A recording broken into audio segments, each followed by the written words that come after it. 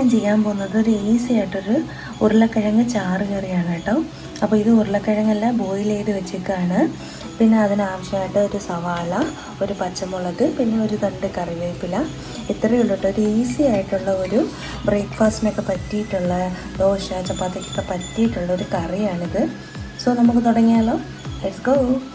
അപ്പോൾ അടുപ്പ് ഓണാക്കി അതിലോട്ട് ഒരു ടീസ്പൂൺ വെളിച്ചെണ്ണ, അതിലോട്ട് സവാളയും ഉള്ളി അരിഞ്ഞത്,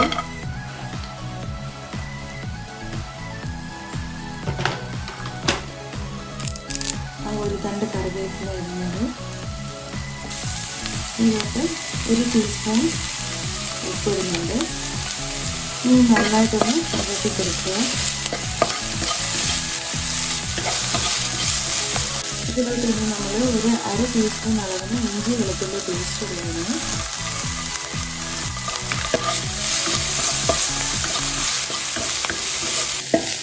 ഇനി നമ്മൾ പുഴുങ്ങി വെച്ചിരിക്കുന്ന പൊട്ടറ്റോ ഞാൻ നന്നായിട്ട് മാഷ് ചെയ്തിട്ടുണ്ട്. അത് ഇതിനകത്തോട്ട് ഇട്ട് കൊടുക്കുക.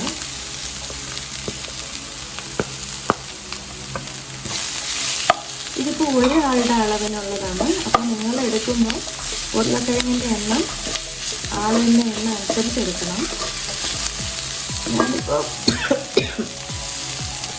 ഞാനിപ്പോൾ ചെറിയ രണ്ടെണ്ണമാണ് എടുത്തിരിക്കുന്നത്.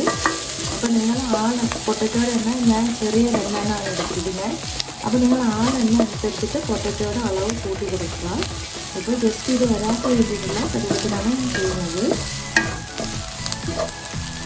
ഇപ്പോൾ ഉള്ളിയൊക്കെ നന്നായിട്ട് വഴണ്ട് നമ്മൾ ഇട്ട് കൊടുത്ത ഉരുളക്കിഴങ്ങ് നന്നായിട്ട് യോജിച്ച് കഴിഞ്ഞു.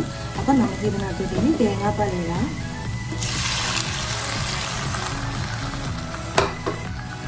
തേങ്ങാപ്പാലിൻ്റെ അളവ് നിങ്ങൾക്ക് കറിയുടെ എത്ര വേണോ അതനുസരിച്ചാണ് ചെയ്യേണ്ടത്. അപ്പോൾ ഇതിപ്പോൾ ഒരാളുടെ അളവിന് വേണ്ടിയിട്ട് ഞാൻ ഒരു അര മുറിയുടെ തേങ്ങാപ്പാലാണ് എടുത്തിരിക്കുന്നത്. അപ്പോൾ നിങ്ങൾക്ക് ആളെണ്ണം കൂടുമ്പോൾ ഉരുളക്കിഴങ്ങിൻ്റെ എണ്ണവും തേങ്ങാപ്പാലിൻ്റെ എണ്ണവും കൂട്ടി കൊടുക്കുക. നമുക്കിനി ഇത് ലോ ഫ്ലെയിമിൽ വെച്ചിട്ട് ഒരു 5 മിനിറ്റ് ഇത് നന്നായിട്ടൊന്ന് തിളയ്ക്കാൻ വെക്കാം. അടച്ച് വെക്കുന്നതിന് മുമ്പ് ഞാനൊരു അര ടീസ്പൂൺ പെരുംജീരകത്തിൻ്റെ പൊടി ഇടുന്നുണ്ട്. വേറെ ഇടുന്നതെന്ന് പറയുന്നത് അര ടീസ്പൂൺ കുരുമുളക് പൊടിയാണ്. ഈ സമയത്ത് നിങ്ങൾ ഉപ്പൊക്കെ നോക്കണം. ഉപ്പ് നോക്കിയിട്ട് വേണം. ഉപ്പ് വേണമെങ്കിൽ ഇട്ട് കൊടുത്തിട്ട് അടച്ച് വെച്ചിട്ട് നന്നായിട്ടൊന്ന് കുറുകും വരെ വേവിച്ചെടുക്കുക. അപ്പോൾ നമുക്കിനി അടച്ചു വെച്ച് വേവിക്കാം. അപ്പോൾ നല്ല കിഡിലും സ്റ്റൂ ആയിട്ടുള്ളത് റെഡി ആയിട്ടുണ്ട്. ഉരുളക്കിഴങ്ങ് ചാറ് കറി നമ്മുടെ സ്റ്റൂടെയൊക്കെ ഒരു ബന്ധുവായിട്ടൊക്കെ വരും കേട്ടോ. അത് നല്ല ടേസ്റ്റാണ്. അപ്പോൾ എല്ലാവരും ഒന്ന് ട്രൈ ചെയ്ത് നോക്കണം കേട്ടോ.